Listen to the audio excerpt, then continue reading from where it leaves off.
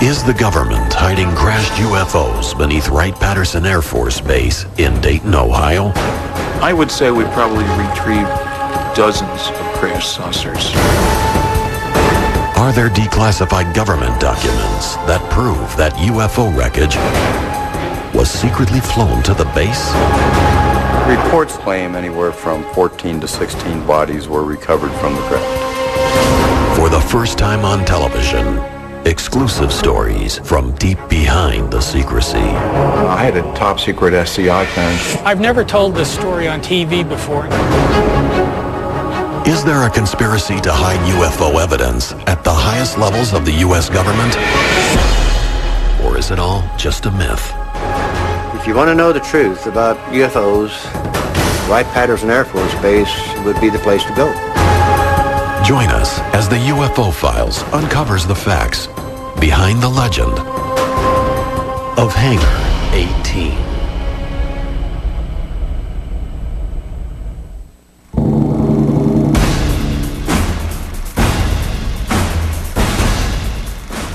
July 1947, Roswell, New Mexico.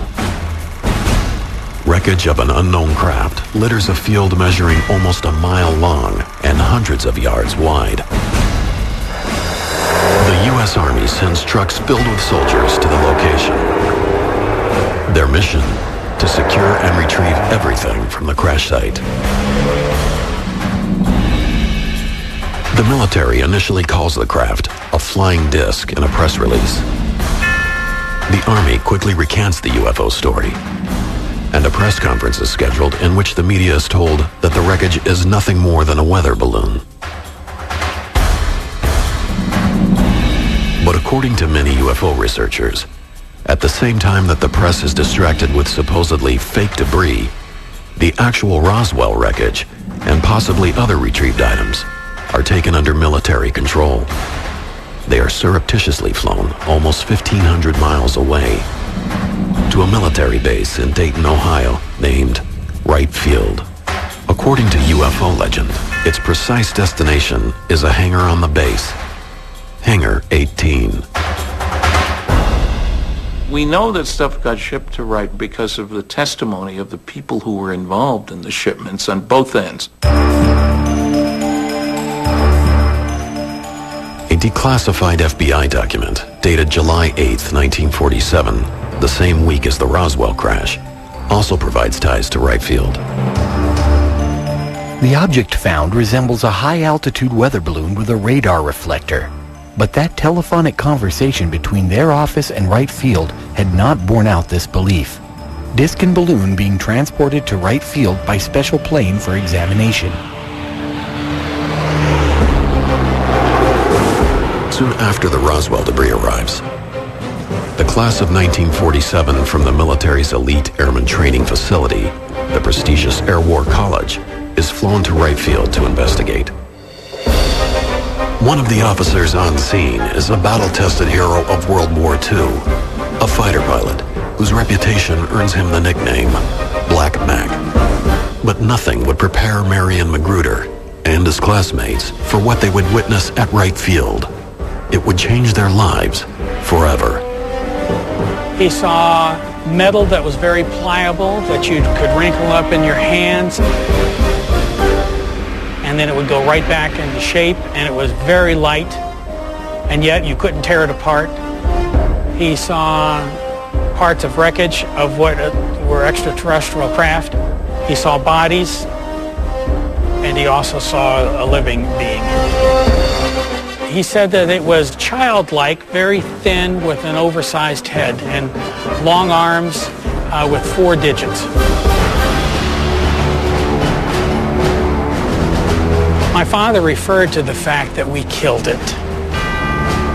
I'm sure we did not do it on purpose, but they were experimenting, and obviously we did not know how to make this entity live. But this being did die, and the way he referred to it is, we killed him.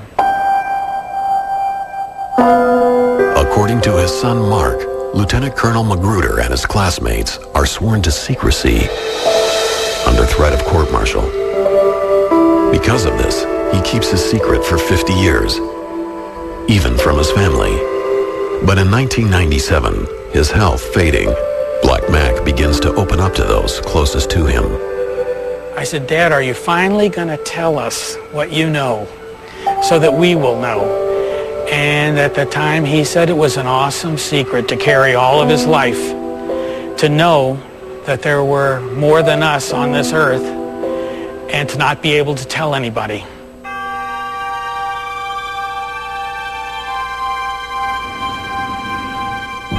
I've never told this story on TV before, and it's difficult to do it now because I want my father's legacy to be as honorable as his life was, and it's very important to me that you know that I'm telling you the truth as he absolutely knew it to be. He just needed to let us know, his children know, that we weren't alone. Black Mac Magruder's story is not an isolated tale. In fact, for more than half a century, similar stories have surfaced about UFO wreckage, alien bodies, secret underground cryogenic chambers, and a mysterious hangar at the base. Wright Field would grow and be renamed Wright-Patterson Air Force Base, but questions about the base and its legendary Hangar 18 would remain. Hangar 18 has always been a mystery at Patterson Air Force Base. If you want to know the truth about UFOs, about the craft, the debris, probably the records, Wright-Patterson Air Force Base, in my estimation, would be the place to go. If these claims are true, Wright-Patterson Air Force Base, one of the largest and most important in America's military, could be ground zero for recovered UFO material. All the information I have from all my sources says it was shipped here. And the people who actually worked at Wright-Patterson, who actually wore a uniform here, said it was here. Wreckage, entire pieces of the craft and whole sections of the craft, bodies were brought in. In fact, bodies were brought in on a regular basis from a number of different crashes from Roswell on. Not only was debris from many UFO crashes allegedly shipped to the base, but from the late 1940s until the end of the 1960s, all reports regarding UFOs were conducted at Wright-Patterson for the military's official UFO investigation, Project Blue Book. Wright-Patterson evolved into one of the most talked about bases in UFO lore. However, the Air Force's description of the base is much different. Really what makes Wright-Patterson unique is we are, by and large, focused on tomorrow. What is tomorrow's Air Force going to look like? What kind of airplanes will we fly? What kind of weapons will be on those aircraft? What kind of technology will be in the cockpit? We have the Air Force Research Laboratory here. We buy all of the aircraft in the United States Air Force through the offices that are here. We are responsible for all of the flight tests, all of the science and technology. We're also responsible for all of the major intelligence that's done for air and space. Some of the research that goes on in technology may be classified because we're trying to protect the technology that we develop to make sure that we provide our soldiers and our airmen the best advantage.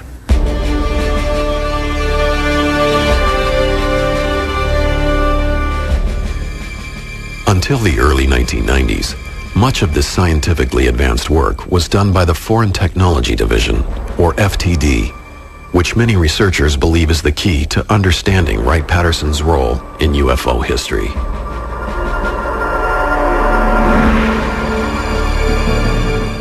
The Foreign Technology Division was the Air Force unit that was responsible for scientific and technical intelligence as it applied to the air and space and missile capability of mainly the Soviet Union. They were there to prevent technological surprise. They were the experts in the bad guys' equipment. Wright-Patterson has a history of duplicating Russian equipment, German equipment, and reverse engineering it. Why would they not do the same thing with extraterrestrial technology? And so there's no question in my mind that's exactly what we're doing. Coming up, a second major UFO recovery and a second secret trip to Hangar 18. He saw two bodies through the porthole slumped over.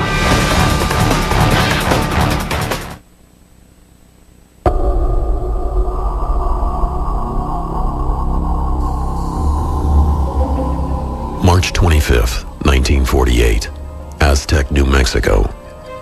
What starts as a normal day for local oil workers turns into an encounter with the unknown. As they approach the western edge of the mesa, a large silver object grabs their attention. When the oil workers got to the mesa, there was a disc approximately 100 feet in diameter. Because the ship is found intact, it appears to be a landing as opposed to a crash. The witnesses I talked to, both Ken Farley and Doug Nolan, young men at the time, would not enter the craft. Bill Ferguson, the foreman, more senior gentleman, was yelling at the workers to get away from it. Except for a shattered porthole, there isn't any immediate sign of damage. Doug Nolan reported to me he saw two bodies through the porthole slumped over. Within hours, trucks arrive, supposedly from Camp Hale, Colorado. It appears the U.S. government has another UFO incident to contend with. Having learned from their mistakes at Roswell, the Army quickly takes control of the situation. Roswell 9 months earlier had been sort of botched by putting it on the front page of many newspapers around the country. I think the military had really fine-tuned their skills on going in and retrieving a down-flying disc or UFO. The secrecy started immediately upon the military's arrival at the crash site. They separated the locals and reminded them of their patriotic duty for the United States and swore them to secrecy. 58 years ago, you were told to shut up for national security. You did it because you respected and trusted the government. The military wanted that craft immediately, and they would do whatever it took to get it out of there.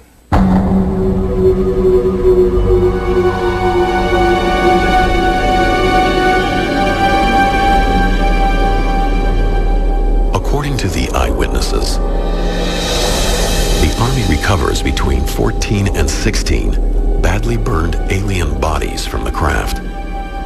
The recovery team reportedly brings both the ship and the alien corpses to a local safe house, away from the media. Take it to the nearest military base where you can control access to it. And then you arrange to ship it to an appropriate place, depending on what you want done. But again, Wright-Patterson would be the eventual repository. Because of the number of alien bodies at Aztec, it is considered one of the most significant UFO retrievals to date. But UFO researchers say there are many other cases tied to Wright Field. October 1947, Paradise Valley, Arizona. May 1953, Kingman, Arizona. June 1953, Laredo, Texas. And December 5th, 1965, Kecksburg, Pennsylvania, are only a few of the alleged flying saucer recoveries in the U.S. alone. No matter where a UFO lands, it seems all roads lead back to Wright-Patterson and Hangar 18. Wright-Pat was kind of a graveyard for some of these things, and probably put them in a holding pattern until technology got to where they could look at them better. But despite countless books and the public interest in UFOs, there was no official confirmation about alien aircraft at Hangar 18. Eventually, attention shifted away from Wright-Patterson.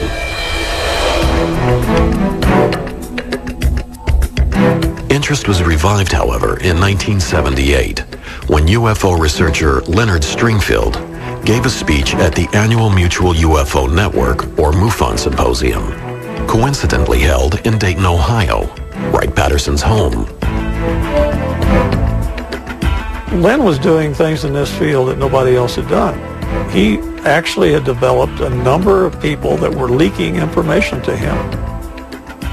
They were given testimony on things that they had seen and done. Not just one person, but a whole entourage of people that he developed a trust where people knew they could trust him and he wouldn't expose them. And they could give him the information and he could correlate it with others and determine what's real and what isn't. Stringfield wrote several books on the subject of UFO crashes and their retrievals. Because of the secrecy involved, many of his sources didn't want their full names published for fear of losing their top-secret government jobs.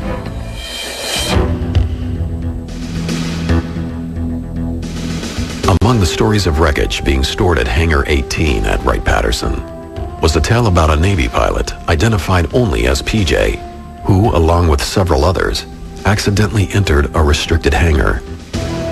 For a brief 30 seconds, a disc-shaped object of metallic color, 15 feet wide and 8 feet deep, was seen. I cannot confirm anything other than it was there. According to Stringfield's research, they were confronted by the guards and quickly escorted out of the hangar. Once outside, we had reassured each other that the good old U.S. had developed, or had all along, flying saucers in service.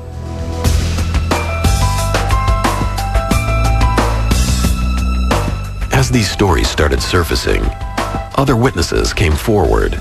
UFO researcher and Aberdeen, Washington police detective James Clarkson located June Crane, a former employee of Wright-Patterson from the Roswell era.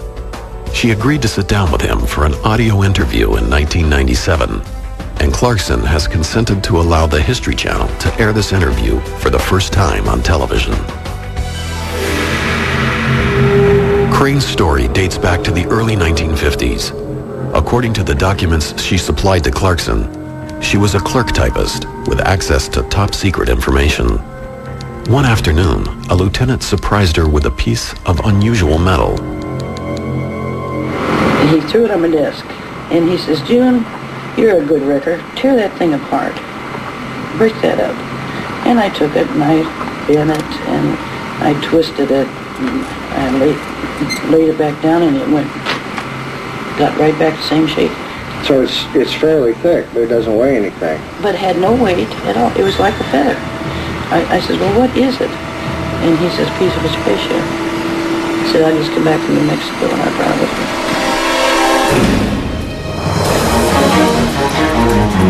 Next, from debris to aliens, June Crane's story takes a surprising turn. He called them little green men. Then he described them as a greenish blue. And they were 4 foot tall, and they were dead.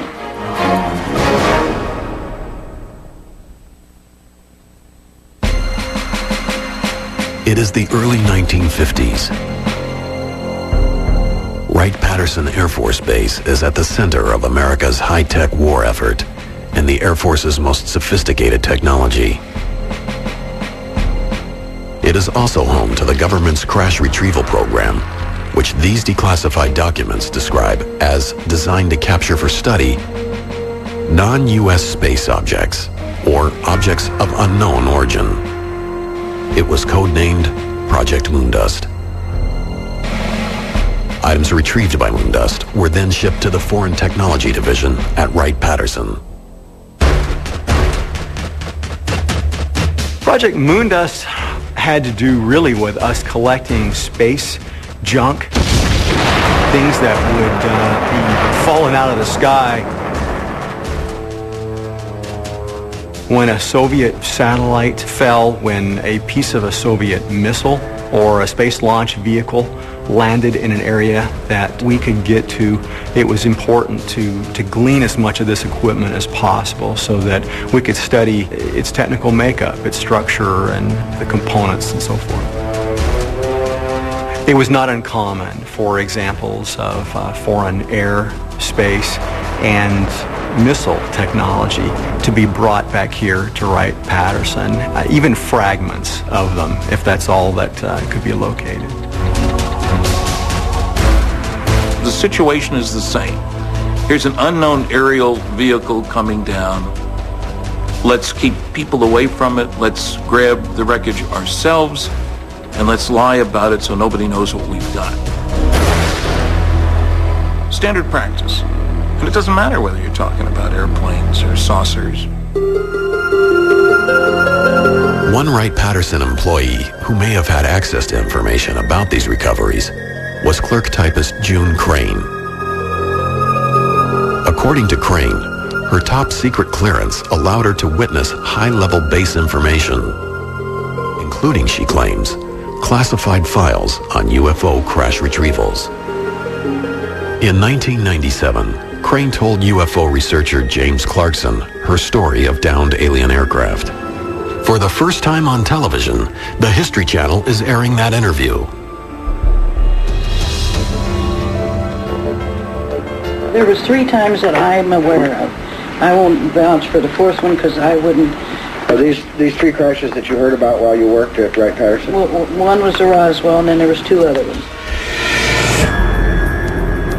So as of 1952, they knew about 3 crashes of vehicles that were probably extraterrestrial. Right.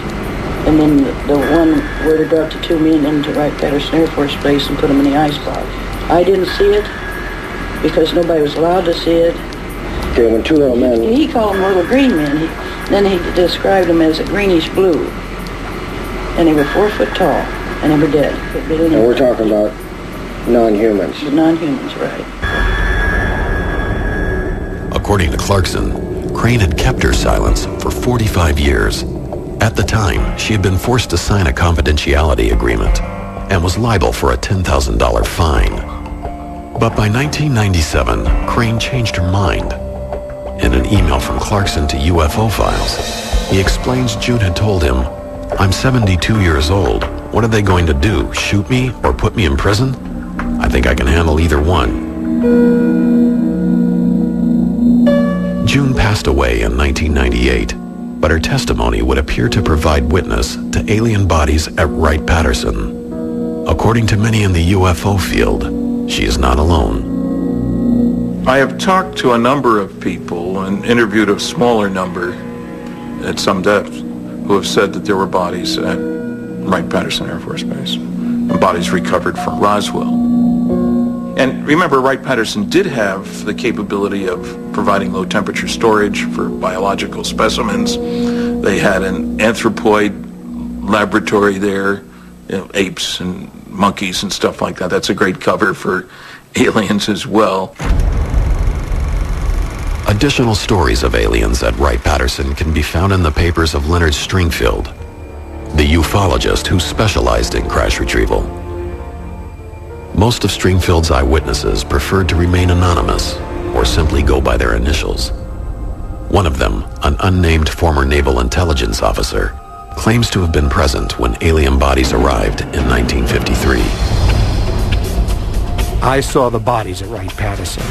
I was in the right place at the right time when the crates arrived at night by DC-7. Stringfield also interviewed an anonymous Army officer who claimed to have witnessed another group of 4 alien bodies being brought to Wright-Patterson in 1957.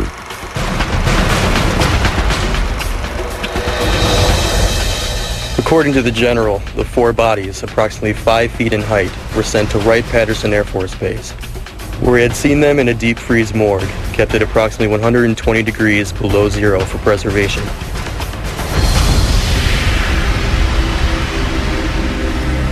Despite Stringfield's passion for the subject, many ufologists were frustrated by his unwillingness to reveal his sources' identities for additional confirmation.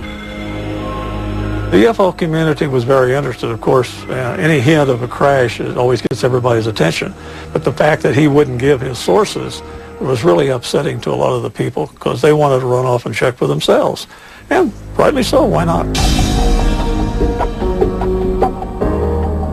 I've tried to tell people he should be given credit for speaking out, for collecting.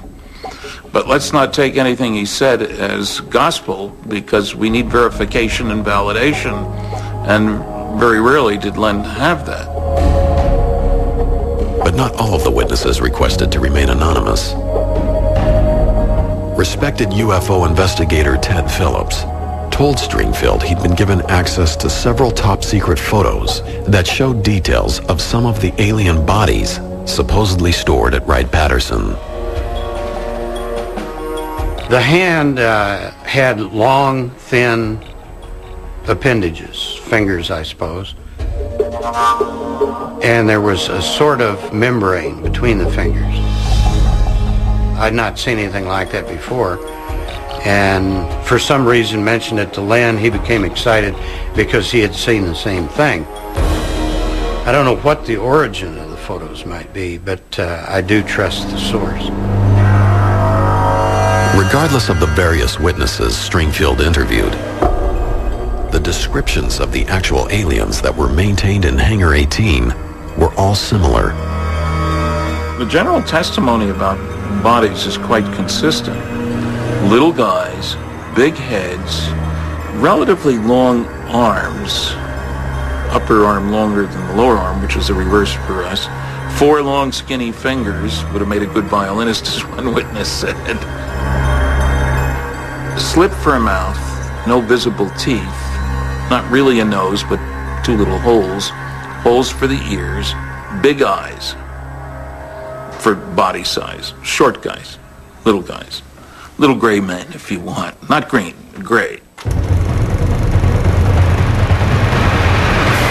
I have heard that there were live aliens kept alive for a certain period of time, maybe years after Roswell, let's say. Now, they would certainly have done all kinds of testing on them. If you had a body of an occupant of a crash-flying disc, you would definitely autopsy it and try to figure out how its physiology was different than that of humans, how its DNA was different than that of humans. In some pretty advanced investigations, I'm sure. Now, if this was coupled with analysis of test results from live aliens, then you'd really have a very exciting biological study project. Is there evidence of a secret underground vault that holds these alien bodies? The biggest kept secret was the huge cryogenics networks that were required to support and preserve these bodies.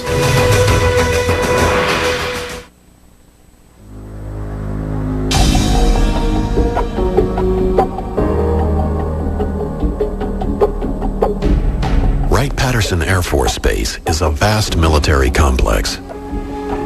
Officially, it employs 22,000 men and women and is the home of the 88th Air Base Wing, the National Air and Space Intelligence Center, and the Air Force Materiel Command. But since the alleged UFO crash at Roswell, New Mexico in 1947, there have been rumors linking the base to the storage and study of UFO crash remnants, and even alien bodies. The military says none of this is true, but those who've studied it say Wright-Patterson is large enough and secure enough to hold a multitude of secrets.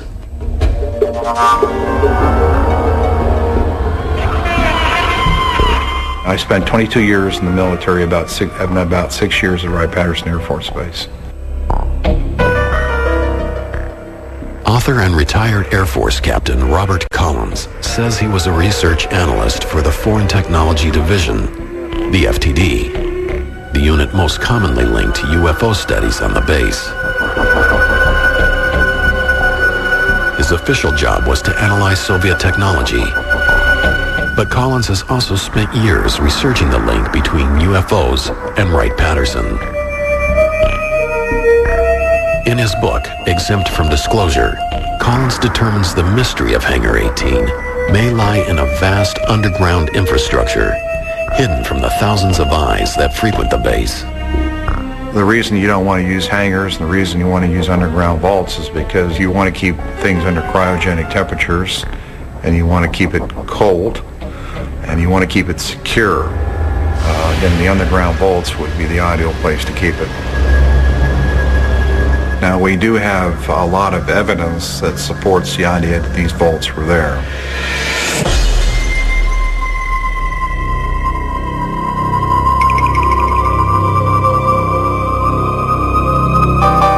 This underground structure was enormous, and huge, long tunnel areas that connected these vaults. There are about 4 vaults that are about 100 by 100 feet. We found out that these things exist. The question is, what was in them? I'm convinced that the stuff that was recovered from Roswell and other crashes was put in these vaults. UFO researchers have long heard reports of such a network underneath the base. But Collins' work may provide a more specific view of those tunnels, one that helps construct a diagram of what may exist at the base. According to his research, there is a Building 18 complex instead of a Hangar 18. The structure he found that fit the description is the neighboring building, number 23. Collins claims it was previously known as Hangar 23. Now, the way I understand it, that back in the early 50s, sometime, perhaps between 51 and 53, a craft was brought in here. The floor of the Hangar 23 was removed, and this craft was put in the basement of the hangar, and then the floor was covered over the craft. And then there was a vault area in Building 18F with a tunnel that was constructed and built over to Hangar 23. While it is possible that Building 23 was the legendary Hangar 18, most researchers have continued to focus on the importance of the underground tunnels. Wright-Patterson Air Force Base is honeycombed with below-ground level facilities. These pits were dug in various configurations and were deep enough to where, if covered over, would have made an ideal remote examination laboratory for somebody trying to examine alien artifacts that had been recovered elsewhere. By interviewing various Air Force personnel who were supposedly granted access to the top-secret underground vault, Collins felt he was able to confirm many of the rumors. The biggest kept secret was the huge cryogenics networks that were required to support and preserve these bodies. And I understand it was quite extensive. There were huge cryogenic storage tubes that these so-called 3'4" or 3'6" aliens were kept in these canisters under cryogenic temperatures. What actually lies beneath Wright-Patterson may be impossible to confirm. The Air Force Base operates under the highest security, keeping access to the base and these vaults secret from almost everyone, even their own. The secrecy goes all the way to the top. It's a question of absolutely the highest level of classification that exists in the United States government as far as I know. A formerly classified memo from mid-July 1947 points to FBI Director J. Edgar Hoover showing immense interest in a retrieved craft and his frustration about being kept out of the loop. We must insist on full access to disc recovered. The Army grabbed it and would not let us have it for cursory examination. The memo was written just days after the Roswell, New Mexico wreckage was taken to Wright Field. If J. Edgar Hoover couldn't get access to the contents of Hangar 18, how high did the secrecy go? In a 1994 interview with Larry King on TNT, Senator Barry Goldwater detailed his attempt to visit Hangar 18. I think at Wright-Patterson, if you could get into certain places, you'd find out what the Air Force and the government does know about UFOs. Reportedly, a spaceship landed. It was all hushed up. I called Curtis LeMay and I said, General, I know we have a room at Wright-Patterson where you put all the secret stuff. Could I go in there? I've never heard General LeMay get mad, but he got madder than hell at me, cussed me out and said, "Don't ever ask me that question again." How much was there, we don't know. Whether it was just documents or specimens or pieces, nobody knows. But the story dates back to Goldwater, and I think there's almost no question that it's a very true story. Next, unexplained lights over Wright-Patterson have Dayton on alert. Are they proof that there are UFOs on the base? Two policemen chased it. They felt it was heading for Wright-Patterson Air Force Base.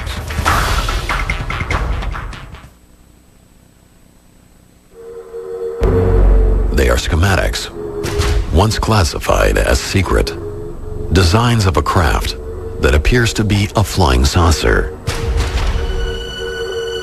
Various unconfirmed stories have emerged of disc-shaped vehicles being developed at Wright-Patterson Air Force Base.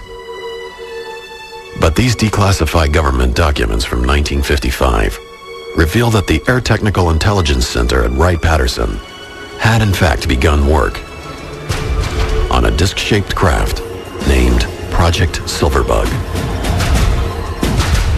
It was a circular aircraft about 35 feet in diameter, had a crew of one pilot, and was capable of a vertical takeoff at about 2,000 miles an hour.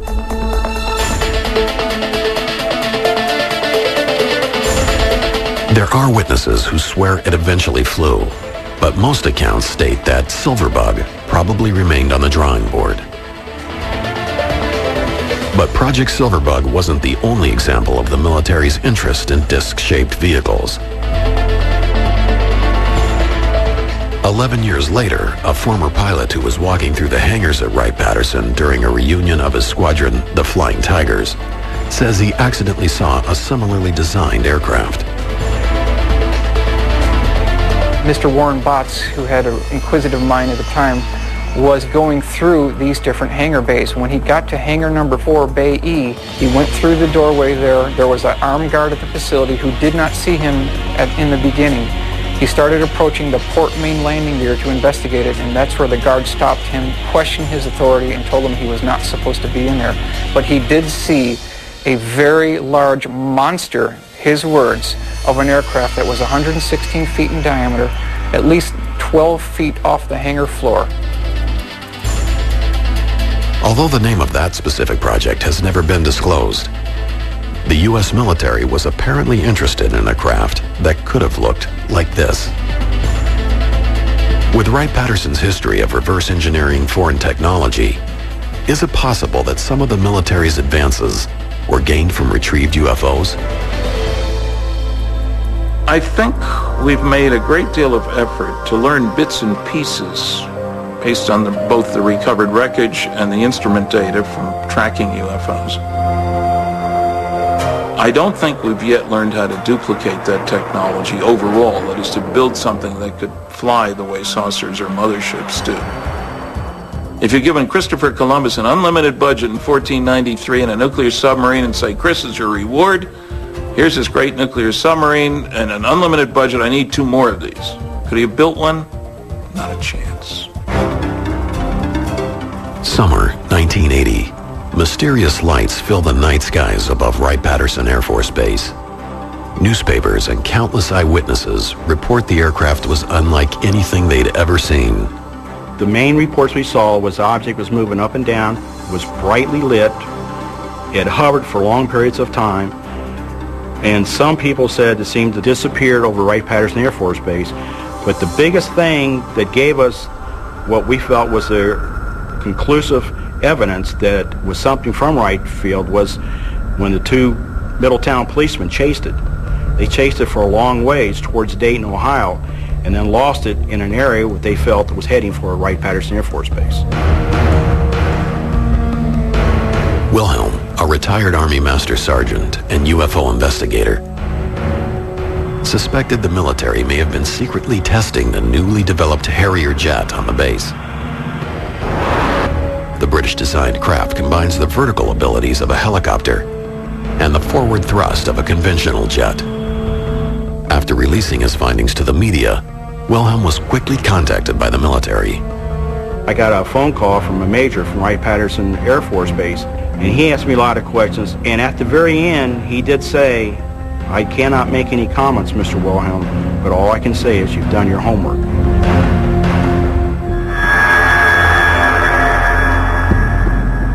So a lot of things that people think they see that's strange doesn't mean that it's a craft from another world. Most of the time, it's our military developing some of our technology, which we need very badly. And it's the reason why they don't say a whole lot. And I commend them for them, and I back them up 100%. The Harrier incident raises another possibility about activities at Wright-Patterson. Perhaps many of the legends about Hangar 18 are actually a cover-up for top-secret military programs. I think it's important to keep in mind that the government, in association with Air Force OSI Counterintelligence Division, would really like to extend the alien myth as a cover to hide their own deep black programs. Well, it means that they want everyone to believe that what you're seeing out there is extraterrestrial, and we do not have the technology to duplicate what we're seeing in the skies. I think to the extent that they can confuse or disinform folks about flying discs and make it look like a terrestrial innovation, the more they'll do that. It's in the government's best interest to distribute disinformation if you want to keep a secret.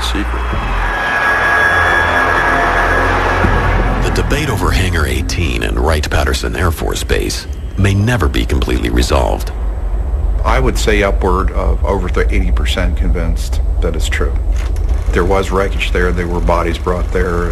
Research was done here up to maybe 81 or 82, and then they packed everything up and moved it because of security leaks. That's when all the little stories about green men ceased, about that time frame. Most researchers speculate that any work being done involving UFOs at Wright-Patterson may have been relocated to another top-secret base, Area 51, the mysterious airfield hidden in the Nevada desert. Area 51 developed because of its location, away from anything. And Wright-Patterson is in Dayton, Ohio. It's in the middle of a major town. So I think Area 51 would have been the ideal location.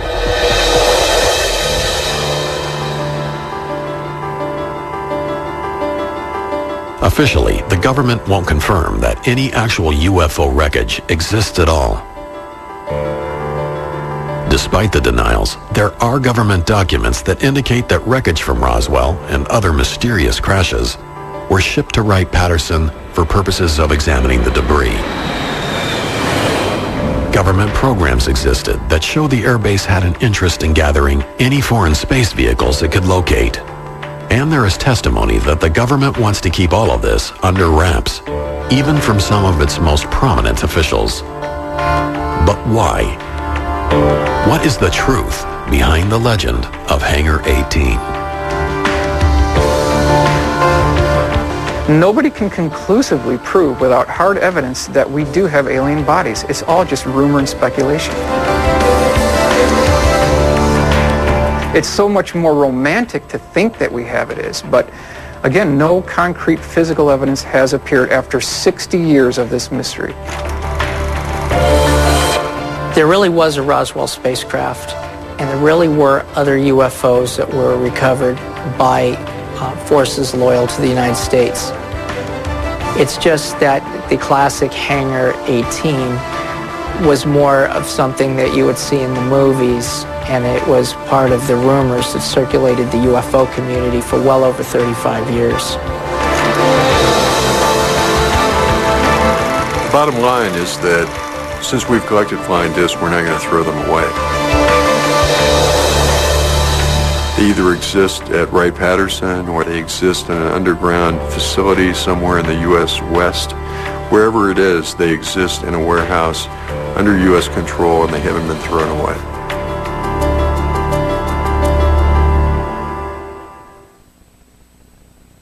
They dominated the Mediterranean thanks to a harbor so advanced it could dock over 200 battleships and a navy so deadly it could batter its enemy with a single blow. What the Carthaginians do is make this sea-going battering ram huge. Engineering an Empire, Carthage, next only on the History Channel.